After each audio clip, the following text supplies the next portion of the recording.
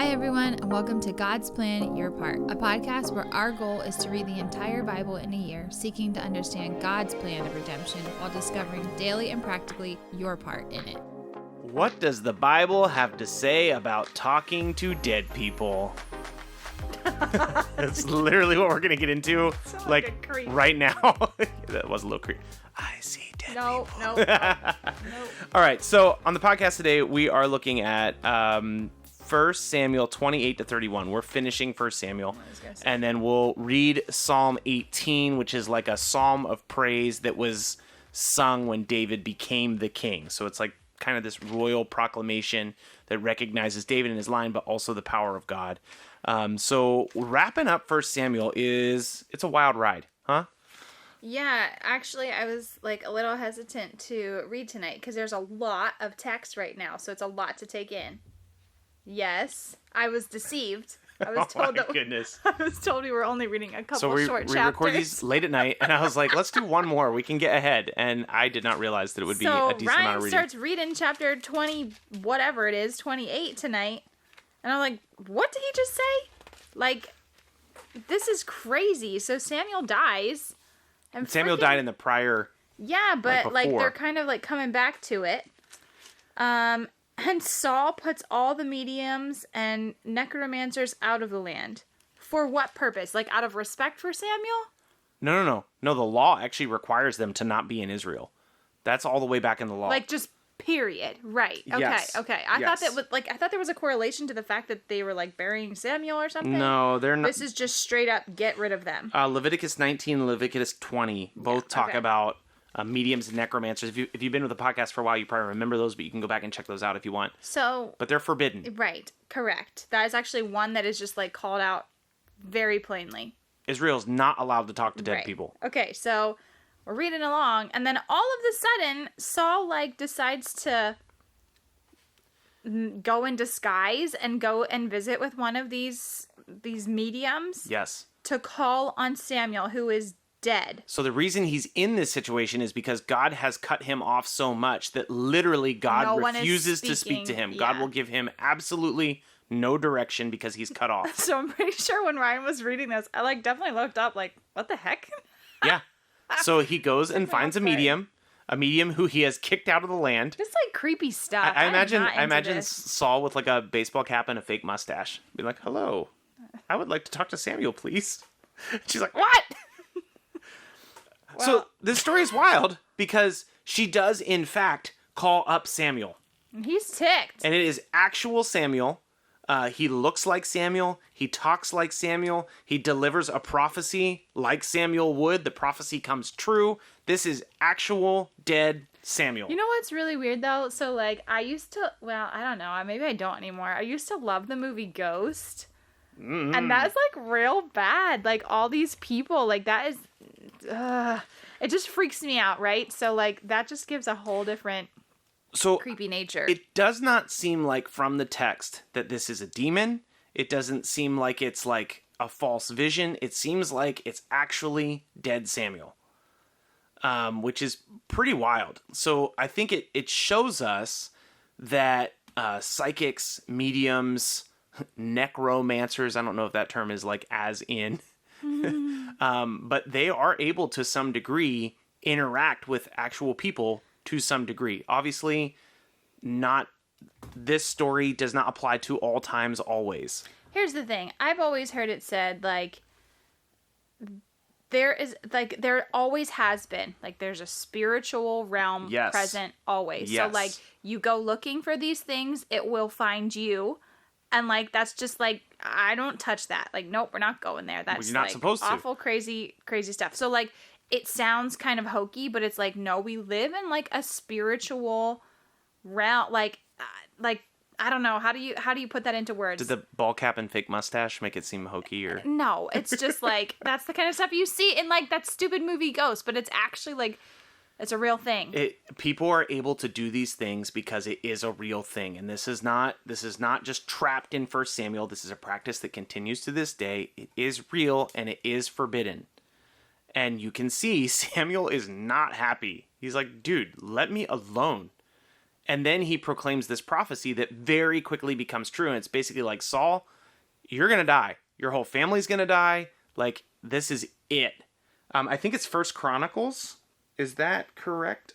First Chronicles is going to reference this story and say that it is part of the reason that Saul died soon after. That's what I wondered too. Like, punishment for doing, like, the unmentionable. Yeah. Yeah. Anyway, so that was pretty nuts. So Saul knows that he's going to die. And soon after, we get, like, kind of flung into David's situation again. And David, this is such a weird...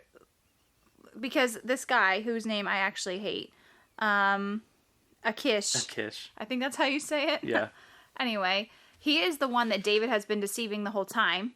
Correct? Yeah, he is. So he's a Philistine king. Yep, and David's been, like, taking out this guy's people all the time. This story's funny, too, because this guy who's been deceived by David for, like, years, it sounds like. Well, and he tells him, he's like, I trust you. You are like an angel from heaven because you've been so honest with me. So it's like he shows up to help the Avengers, and the Avengers are like, that guy is evil. Why did you bring him? Well, so Philistines are kind of irritated with this very, like, Amelia Bedelia king, Akish. Yes. And they're like, get him out of here. They're like, how do you think he's going to get right standing with his king? He's going to kill all of us. Get him out of here. So they send him away. But I guess the time that they were away, David and his men are, like, looted of their Another wives, group children. of people come and attack Ziklag and carry everybody off, including David's wife and his children. But it's like literally his whole army. It says actually that the army was going to stone David because they were so upset. Right. Yeah. So I guess then from that we move into, I guess, like, David is like, hey, God, should we actually go and go after? And I guess it's kind of funny. I mean, it's good that he uses the ephod to consult the Lord. Yeah. Right. But at the same time, be like, if you have to counsel God about coming to save me. It's, dear Lord, should I go get her or not? Yeah, really. She got mad. We had to record that extra podcast. I don't know if it's really worth going after her. It's not extra. You just told me there's more Okay. chapters. Here's what's interesting. There's a really interesting comparison, and I want you to see it. So Saul is faced with something difficult, and he goes and finds a medium and uses, like, an actual sorcerer who is banned from the land to talk to dead Samuel. David faces a difficult situation, and he finds the ephod and consults the Lord directly. And so the original readers would have seen, okay, Saul is officially cut off because God will not speak to him. And David is now being spoken to by the Lord. You can see that something is starting to shift here. It's a cool comparison, too, like, as they're both dealing with similar situations of what to do and whatever, how to continue to lead the men that are behind them. Yeah. But then they find victory. They get them all back. Yep, they get them all back. And what's really interesting, too, is, like, nothing is missing. Like, God told them, yep, go ahead and go get your things back. And when they do, everything is returned. Nothing is missing. And some of the guys who are allowed by the law, they were, like, scared to go or they were too tired to go and fight. They were allowed to stay behind. There's, like, this jealousy in their army where, like, the guys that actually went and fought were like, no, we're keeping all the stuff. We're not giving it to you who were too afraid. And David's like, no. That's not like, how this works. All goes back to everybody. And so there is some character there. It says that established a law that was present in the land to this day, which tells you that this is written much later.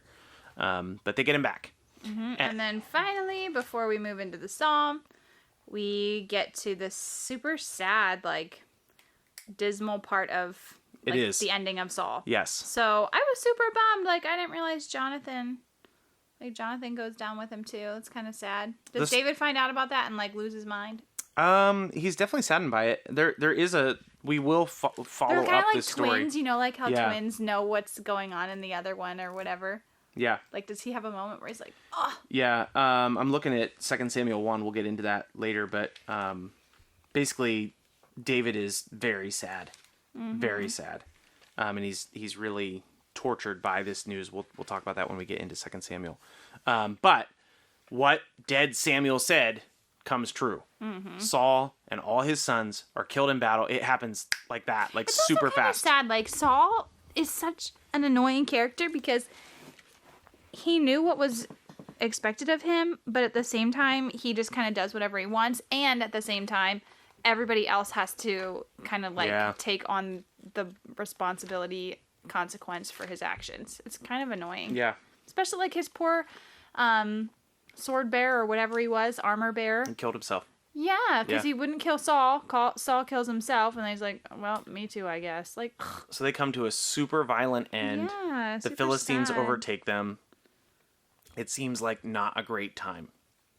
And then we transition into Psalm 18. Yeah, for which real. It seems really oddly placed. It does seem oddly placed. It seems like they should have placed it after we start reading 2 Samuel. But Psalm 18 is a psalm that was written basically for like David's coronation as king. And so you wanted to sing it, is that right? You wanted to sing for everybody? Not at all, but there is a verse in here.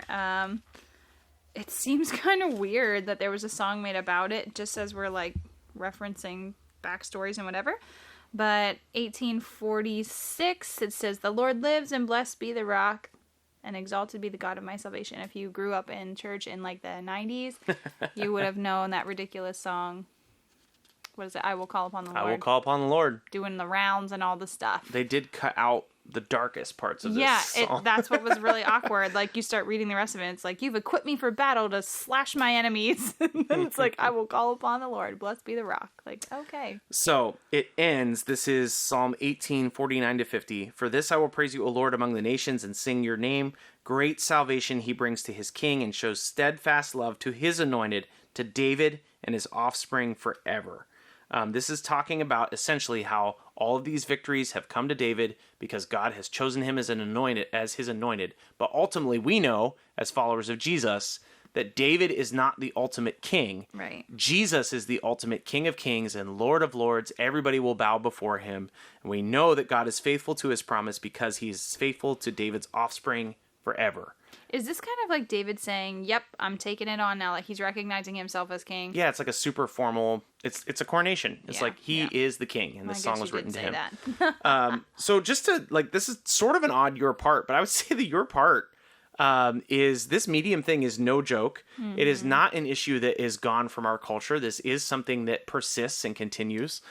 This is not something that followers of Jesus should be messing around with. If you want to speak to the Lord, speak to the Lord. You want direction, get direction from God. You are opening yourself up to so much deceit, deception, lies, danger when you try to discern the future from anything that's not from God. Mm-hmm. I was just gonna say that. Like, it seems like a good takeaway to go along with that is like, if you want to know God's will, who better to ask than him? Yes. I think sometimes we get lazy and we get impatient. Yeah. Yep. And so we rely on other things, other people, other spiritual realms, whatever, that are like extremely dangerous and will, if nothing, just cause us to slip further and further away from God, whom we ultimately want to hear from anyway. Yeah. So listen, guys, if you want to talk to dead Samuel, just let it go. Let that guy stay dead. Take some time to listen to the Lord and really hear what he Fine. has to say. I thought it was more fun to think of dead Samuel. But nope, that's weird. All right, we'll be back tomorrow. See you then. Bye. Thanks so much for listening to our take today. Before we get into the reading, if we could just ask you one thing. If you've been enjoying the podcast, if you could subscribe to us and then leave a rating and review. We'd love to hear from you, and every rating we get helps us reach more people. Ultimately, we're just trying to reach people with the truth of God's word, and your review will help us do that. So thanks so much for being invested in the podcast. Here's the reading for today. 1 Samuel 28. In those days, the Philistines gathered their forces for war to fight against Israel. And Achish said to David, "Understand that you and your men are to go out with me into the army." David said to Achish, "Very well, you shall know what your servant can do." And Achish said to David, "Very well, I will make you my bodyguard for life." Now Samuel had died, and all Israel had mourned for him and buried him in Ramah, his own city. And Saul had put the mediums and the necromancers out of the land. The Philistines assembled and came and encamped at Shunem. And Saul gathered all of Israel, and they encamped at Gilboa. When Saul saw the army of the Philistines, he was afraid, and his heart trembled greatly. And when Saul inquired of the Lord did not answer him, either by dreams, or by Urim, or by prophets. Then Saul said to his servants, "Seek out for me a woman who is a medium, that I may go to her and inquire of her." And his servants said to him, "Behold, there is a medium at Endor." So Saul disguised himself and put on other garments and went. he and 2 men with him. And they came to the woman by night, and he said, Divine for me by a spirit, and bring up for me whomever I shall name to you.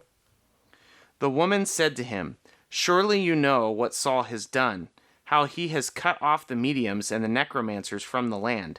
Why then are you laying a trap for my life to bring about my death?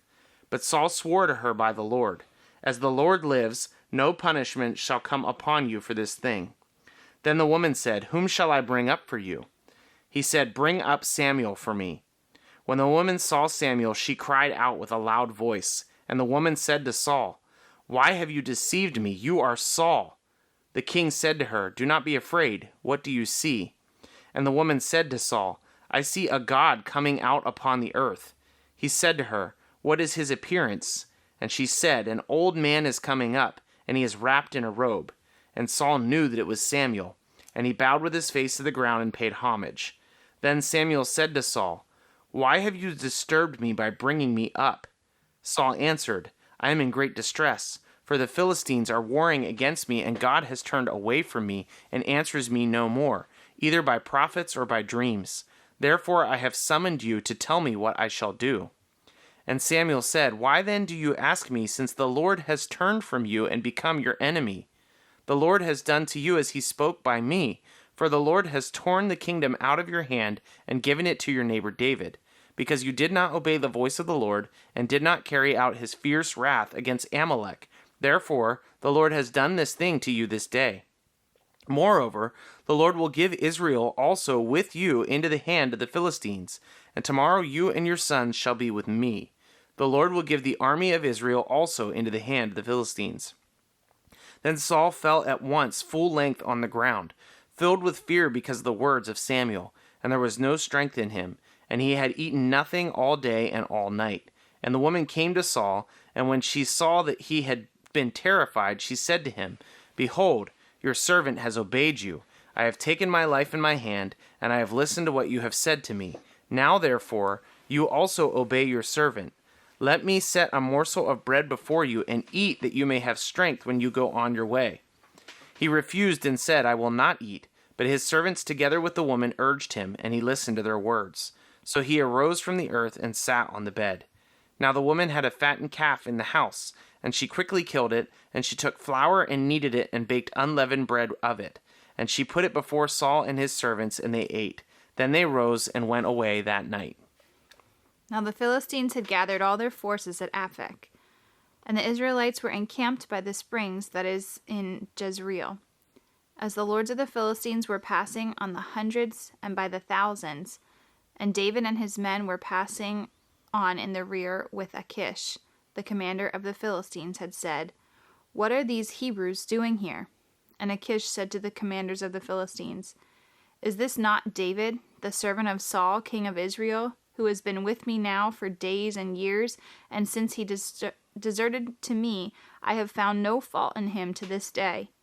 But the commanders of the Philistines were angry with him, and the commanders of the Philistines said to him, Send that man back, that he may return to the place to which you have assigned him. He shall not go down with us to battle, lest in the battle he become an adversary to us. For how could this fellow reconcile himself to his Lord? Would it not be with the heads of the men here? Is not David, of whom they sing to one another in dances? Saul has struck down his thousands, and David his 10,000s. Then Achish called David and said to him, As the Lord lives, you have been honest, and to me it seems right that you should march out in with me in the campaign. For I have found nothing wrong in you from the day of your coming to me to this day. Nevertheless, the lords do not approve of you. So go back now, and go peaceably, that you may not displease the lords of the Philistines. And David said to Achish, But what have I done? What have you found in your servant from the day I entered your service until now, that I might not go and fight against the enemies of the Lord the king? And Achish answered David and said, I know that you are blameless in my sight, as an angel of God.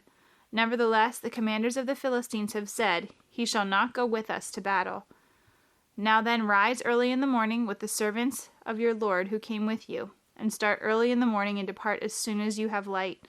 So David set out with his men early in the morning to return to the land of the Philistines. but the Philistines went up to Jezreel. Now when David and his men came to Ziklag on the third day, the Amalekites had made a raid against the Negeb and against Ziklag. They had overcome Ziklag and burned it with fire, and taken captive the women and all who were in it, both small and great. They killed no one, but carried them off and went their way. And when David and his men came to the city, they found it burned with fire, and their wives and their sons and their daughters were taken captive. Then David and the people who were with him raised their voices and wept, until they had no more strength to weep. David's 2 wives also had been taken captive, Ahinoam of Jezreel and Abigail the widow of Nabal of Carmel. And David was greatly distressed, for the people spoke of stoning him, because all the people were bitter in soul, each for his sons and daughters. But David strengthened himself in the Lord his God. And David said to Abiathar the priest, the son of Ahimelech, "Bring me the ephod." So Abiathar brought the ephod to David. And David inquired of the Lord, "Shall I pursue after this band? Shall I overtake them?" He answered them, "Pursue, for you shall surely overtake and shall surely rescue." So David set out, and the 600 men who were with him, and they came to the brook of Besor, where those who were left behind stayed. But David pursued, he and 400 men. 200 stayed behind, who were too exhausted to cross the river Besor. They found an Egyptian in the open country and brought him to David. And they gave him bread, and he ate. They gave him water to drink, and they gave him a piece of cake and figs, and 2 clusters of raisins. And when he had eaten, his spirit revived, for he had not eaten bread or drunk water for 3 days and 3 nights. And David said to him, "To whom do you belong, and where are you from?" He said, "I am a young man of Egypt, servant to an Amalekite, and my master left me behind because I fell sick 3 days ago. We had made a raid against the Negeb of the Cherethites, and against which belongs to Judah, and against Negeb of Caleb, and we burned Ziklag with fire." And David said to him, "Will you take me down to this band?" And he said, "Swear to me by God that you will not kill me, or deliver me into the hands of my master, and I will take you down to this band." And when he had taken him down, behold, they were spread abroad all over the land, eating and drinking and dancing, because of all the great spoil that they had taken from the land of the Philistines and from the land of Judah. And David struck them down from twilight until the evening of the next day, and not a man of them escaped, except 400 young men, who mounted camels and fled. David recovered all that the Amalekites had taken, and David rescued his 2 wives. Nothing was missing, whether small or great, sons or daughters, spoil or anything that had been taken. David brought back all. David also captured all the flocks and herds, and the people drove the livestock before him and said, "This is David's spoil." Then David came to 200 men who had been too exhausted to follow David, and who had been left at the brook of Besor. And they went out to meet David and meet the people who were with him. And when David came near to the people and greeted them, then all the wicked and worthless fellows among the men who had gone with David said, "Because they did not go with us, we will not give them any of the spoil that we have recovered, except that each man may lead away his wife and his children and depart." But David said, "You shall not do so, my brothers. With what the Lord has given us, he has preserved us and given into our hand the band that came against us. Who would listen to you in this matter? For as his share is who goes down into battle, so shall his share be who stays by the baggage. They shall be sharing alike." And he made it a statute and a rule for Israel from that day forward to this day. When David came to Ziklag, he spent part of the spoil to his friends and the elders of Judah, saying, "Here is a present for you from the spoil of the enemies of the Lord." It was for those in Bethel, in Ramoth of the Negeb, in Jatir, in Aror, in Siphmoth, in Eshtemoa, in Rascal, in the cities of the Jerahmeelites, in the cities of the Kenites, in Hormah, in Bor Ashon, in Atak, in Hebron, and from all the places where David and his men had roamed. Now the Philistines were fighting against Israel, and the men of Israel fled before the Philistines and fell slain on Mount Gilboa. And the Philistines overtook Saul and his sons, and the Philistines struck down Jonathan and Abinadab and Malchishua, the sons of Saul. The battle pressed hard against Saul, and the archers found him, and he was badly wounded by the archers. Then Saul said to his armor-bearer, "Draw your sword, and thrust me through it, lest these uncircumcised come and thrust me through, and mistreat me." But his armor-bearer would not, for he feared greatly. Therefore Saul took his own sword and fell upon it. And when his armor-bearer saw that Saul was dead, he also fell upon his sword and died with him. Thus Saul died, and his 3 sons, and his armor-bearer, and all his men on the same day together. And when the men of Israel who were on the other side of the valley and those beyond the Jordan saw that the men of Israel had fled and that Saul and his sons were dead, they abandoned their cities and fled, and the Philistines came and lived among them. The next day, when the Philistines came to strip and slain, they found Saul and his 3 sons fallen at Mount Gilboa.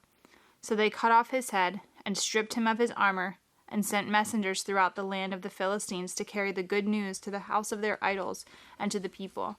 They put his armor in the temple of Ashtaroth, and they fastened his body to the wall of Bethshan. But when the inhabitants of Jabesh Gilead heard what the Philistines had done to Saul, all the valiant men arose and went all that night and took the body of Saul and the bodies of his sons from the wall of Bethshan, and they came to Jabesh and burned them there. And they took their bones and buried them under the tamarisk tree in Jabesh and fasted 7 days.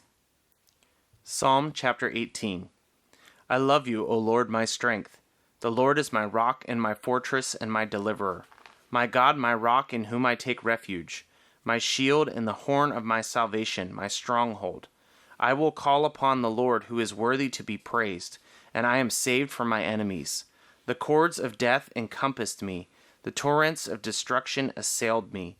The cords of Sheol entangled me. The snares of death confronted me. In my distress I called upon the Lord. To my God I cried for help. From his temple he heard my voice, and my cry to him reached his ears. Then the earth reeled and rocked. The foundations also of the mountains trembled and quaked because he was angry. Smoke went up from his nostrils, and devouring fire from his mouth. Glowing coals flamed forth from him. He bowed the heavens and came down. Thick darkness was under his feet. He rode on a cherub and flew. He came swiftly on the wings of the wind. He made darkness his covering, his canopy around him. Thick clouds dark with water. Out of the brightness before him hailstones and coals of fire broke through his clouds. The Lord also thundered in the heavens, and the Most High uttered his voice, hailstones and coals of fire. And he sent out his arrows and scattered them. He flashed forth lightning and routed them. Then the channels of the sea were seen, and the foundations of the world were laid bare, at your rebuke, O Lord, at the blast of the breath of your nostrils. He sent from on high, he took me. He drew me out of many waters. He rescued me from my strong enemy and from those who hated me, for they were too mighty for me. They confronted me in the day of my calamity, but the Lord was my support. He brought me out into a broad place. He rescued me because he delighted in me. The Lord dealt with me according to my righteousness. According to the cleanness of my hands he rewarded me. For I kept the ways of the Lord, and have not wickedly departed from my God. For all his rules were before me. All his statutes I did not put away from me. I was blameless before him, and I kept myself from guilt. So the Lord has rewarded me according to my righteousness, according to the cleanness of my hands in his sight. With the merciful you show yourself merciful. With the blameless man you show yourself blameless. With the purified you show yourself pure, and with the crooked you make yourself seem torturous. For you save a humble people, but the haughty eyes you bring down. For it is you who light my lamp. The Lord my God lightens my darkness. For by you I can run against a troop, and by my God I can leap over a wall. This God, his way is perfect. The word of the Lord proves true. He is a shield for all those who take refuge in him. For who is God but the Lord? And who is a rock except our God? For God who equipped me with strength and made my way blameless. He made my feet like the feet of a deer, and set me secure on the heights. He trains my hands for war, so that my arms can bend a bow of bronze. You have given me the shield of your salvation, and your right hand supported me, and your gentleness made me great. You gave a wide place for my steps under me, and my feet did not slip. I pursued my enemies and overtook them, and did not turn back till they were consumed.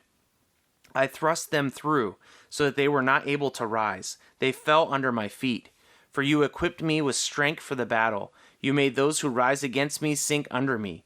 You made my enemies turn their backs to me, and those who hated me I destroyed. They cried for help, but there was none to save. They cried to the Lord, but he did not answer them. I beat them fine as dust before the wind.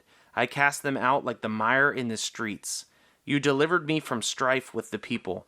You made me the head of the nations. People whom I had not known served me. As soon as they heard of me, they obeyed me. Foreigners came cringing to me. Foreigners lost heart and came trembling out of their fortresses. The Lord lives, and blessed be my rock, and exalted be the God of my salvation, the God who gave me vengeance and subdued peoples under me, who rescued me from my enemies. Yes, you exalted me above those who rose against me. You delivered me from the man of violence. For this I will praise you, O Lord, among the nations, and sing to your name. Great salvation he brings to his king, and shows steadfast love to his anointed, to David and his offspring forever. Thanks so much for listening to God's Plan, Your Part. If anything stuck out to you, if you have any questions, or if you'd like to receive a Bible, you can email us at godsplanyourpart@gmail.com. Also, if you're enjoying the podcast, please consider supporting us through the link in our description. We love that you're on this journey with us, and we hope you have a great day. See you tomorrow.